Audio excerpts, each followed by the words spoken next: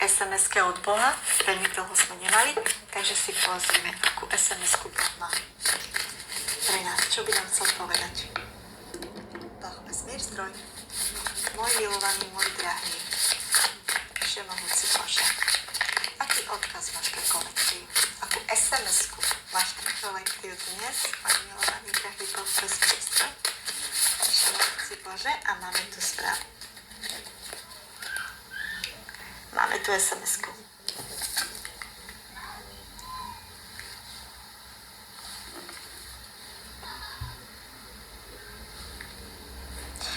Dám ti silu, keď si myslíš, že už nemôžeš ísť ďalej. Dám ti radosť, keď sa budeš cítiť skľúčený. Urobím cestu, keď sa to bude zdať nemožné.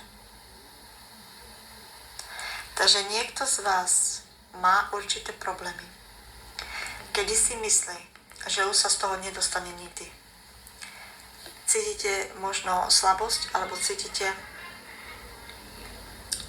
že to nedokážete, alebo že to nebude. Nemáte radosť, cítite sa veľmi nedobre. A on vám hovorí, dám ti silu, keď si myslíš, že to nedokáže, že to nezvládneš ísť ďalej. Dám ti radosť, ak sa cítiš nedobre, akože keď sa cítite plne dole. Boh urobí cestu. Boh vám urobí cestu, aj keď si myslíte, že je to nie. Lebo tak sa hovorí, že Boh vám, keď s Bohom je všetko možné. Že On urobí aj nemožné. Áno. Takže tak. Chcela by som s vami hovoriť ešte o Bohu. Chcela by som s vami hovoriť o tom, že ako to vlastne možno je. Lebo veľa je toho takého, ani my si to neuvedomujeme ako ľudia. Neuvedomujeme si to, pretože jednoducho žijeme tu na zemi a chceme svoje veci. Chceme, aby sa nám splnili naše zážitky a hlavne, ak sme sa modlili, že Bože, modlili sme sa k Tebe, tak chceli by sme to, prosím, daj mi to. A ak to nepríde, tak potom už Boh je na nič. Áno, poviete si, ty si mi na nič, lebo si mi nedá. Nechcem s tebou mať už nič. Hej? Takže neviem vám povedať, čo on, aký je, ako on pracuje, pretože pri ňom sa to nedá povedať, ako on pracuje. Keby som vám mala hovoriť, ako pracuje napríklad temná strana, ako pracuje Lucifer, alebo takto, to by som vám vedela povedať hneď.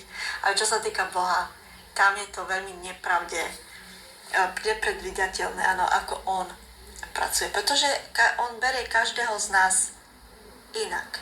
Každého z nás bere iným spôsobom. Že ten človek má toto, iba toto, hej, ten človek toto, on každému sa zvlášť venuje. A pre každého jedného z nás on má niečo, nejaký plán, alebo niečo, čo má ho naučiť, alebo má ho niečo vyvarovať pred niečím, alebo hej, takže nemôžeme sa my miešať do niekoho, čím on ten človek prechádza. Pretože my nepochopíme. My môžeme poľutovať, môžeme poradiť, môžeme tú náruč dať tomu človeku, ale nemôžeme sa do toho miešať a brať tie problémy toho človeka na seba. Prečo to vám hovorím? Netuším. Možno niekto to potreboval počuť. Že je oslobodený od starosti niekoho iného, lebo za to nemôže. Možno som to mala povedať. Niekto to potrebuje počuť. Že nemusí sa starať, má uľaviť, pretože to nie je chyba vaša, ale ten človek si práve teraz prebieha niečím, za čo vy nemôžete. Hej? Či lekciami, či ponaučením, či vlastnou chybou. Možno to niekto má, ja neviem, prečo to hovorím. Netuším.